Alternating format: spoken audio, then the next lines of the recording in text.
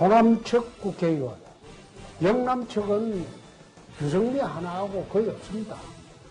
그건 소멸될 겁니다.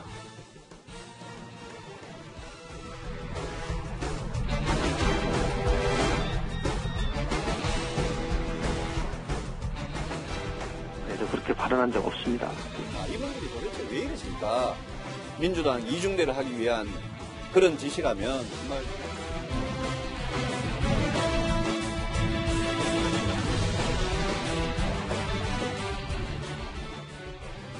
다시 원위치로 돌려놓는 그 사보임 팩스 2장이 됩니다.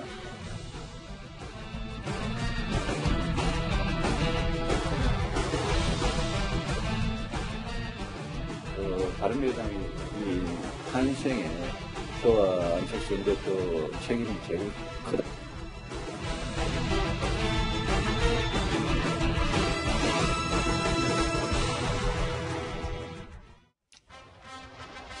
자, 패스트트랙의 후폭풍이 바른미래당을 밀치고 있습니다. 자, 사상 초유의 팩스 사보임으로 바른미래당 내부 갈등은 걷잡을 수 없이 커지고 있는 모양새입니다.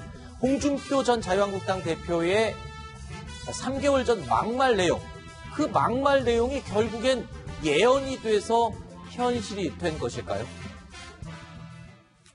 사보임을 안 한다는 조건을 함께 같이 표결을 하세요 했을 때 그거는 약속해 드립니다 라고 분명히 답을 해서 표결을 한 거란 말이에요. 그렇게 발언한 적 없습니다. 나중에 문제가 되면 녹취록을 제가 공개할 용의도 있습니다. 이분들이 도대체 왜 이러실까? 문재인 정권 하수인을 하기 위한, 민주당 이중대를 하기 위한 그런 짓이라면 호남 측 국회의원, 영남 측은 유승민 하나하고 거의 없습니다.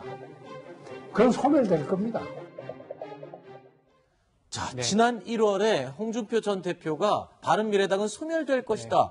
저 때만 해도 막말이라며 비난을 당했습니다만 지금 현실이 됐습니다. 좀 심한 게 아닌가라고 했는데 어쩌면 예언이 돼버렸고요. 불과 석 달이 지금 채 안 지났는데 결국은 비슷하게 떨어졌습니다. 오신환 의원의 사보임 관련해서 결국은 안에 있는 원내대표, 김관영 원내대표하고 김관영 원내대표도 상황이 좀 안 좋고 유승민계 있고 예전 국민의당 그것도 그중에서도 지금 서로 갈등 관계가 있기 때문에 당만 있을 뿐이지 거의 지금 상황에서는 좀 다른 배를 탄 상황이다. 다만 어떤 국고 지원금이라든지 이런 것 때문에 서로 안 나가는 상황으로 지금 보이는 그런 상황입니다. 네. 자, 원내 대변인인 김수민 의원까지 이 사태로 대변인직을 내려놓았는데요. 당장 손학규 대표와 김관영 지도부는 최고위원 회의도 열 수 없는 상황이 된 것 같습니다. 자, 지도부 붕괴 수순을 밟는 게 아니냐. 그런데 김관영 원내대표가 오후에 이 사보임 제출을 한 것에 대해서 사과를 했어요. 사과입니까? 유감입니까? 그걸 어떻게? 유감이죠, 유감. 유감. 어쨌든 이제 최근에 이런 전국을 초래한 것에 대한 유감 표명을 했고요. 또 유감 표명을 할 수밖에 없었던 것이 지금 조금 전인 5시부터 의원총회를 지금 열고 있거든요. 그러니까 김관영 원내대표를 불신임하는 그 의원총회를 열고 있기 때문에 만약에 의원들이 선출한 원내대표가 의원들로부터 불신임을 당하면 원내대표직을 수행할 수가 없게 되는 거거든요. 그렇기 때문에 이제 유감 표명을 했는데 그 결과가 어떻게 나올지는 좀 지켜봐야 될 것 같습니다. 자, 국회 패스트트랙과 두 번의 팩스 사보임 이 사태로 손학규 대표, 김관영 원내대표 지도부 체제의 사퇴를 촉구하는 목소리가 점점 더 커지고 있죠. 오늘 49분, 81명 중에 49분이 총사퇴를 요구했다는 것은 임시 전당대회에서 현 지도부 불신임이 가능한 숫자가 되었다는 것을 의미합니다. 지도부가 함께 사퇴를 할 수 있는 그런 결단이 빨리 이루어지기를 저도 다시 한번 촉구를 합니다. 바른미래당 의원들이 김관영 원내대표의 불신임을 촉구할 수는 있지만 강제할 수는 없는 상황입니다. 팩스 2장의 결자 해지 카드가 나오는 것도 바로 이 때문입니다.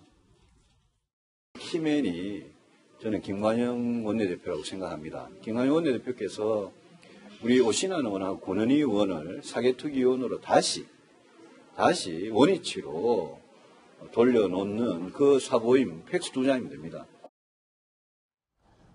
자, 국회가 발칵 뒤집힌 이유, 바로 오신환 의원, 권인희 의원에 대한 사보임 팩스 2장이었습니다. 김관영 원내대표가 팩스로 이 사보임을 2장을 보내면서 이렇게 된 건데, 자, 다시 돌려놓아라.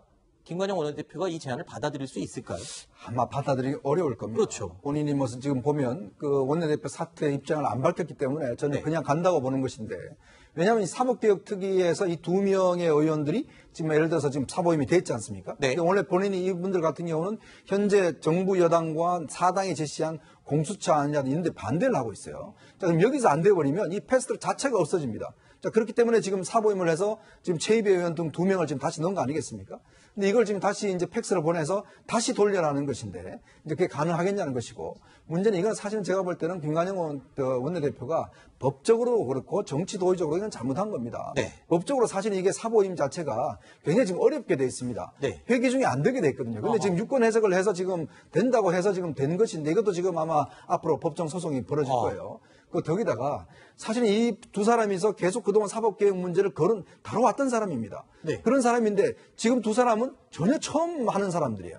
자, 그러면 정치도의적으로 이 두 사람이 안 하겠다고 한 것을 억지로 이렇게 지금 사보임 시켜갖고 자기의 정치적 뜻을 관철시키는 게 옳은 것인가? 이것도 제가 볼 때는 한번 짚어봐야 될 문제입니다. 지금 보면 지도부 사퇴냐 아니면 지금 바른정당계 의원들의 탈당이냐, 하여튼 어느 한쪽이 당에서 나가거나 없어지기 전에는 해결이 안 될 것 같아요.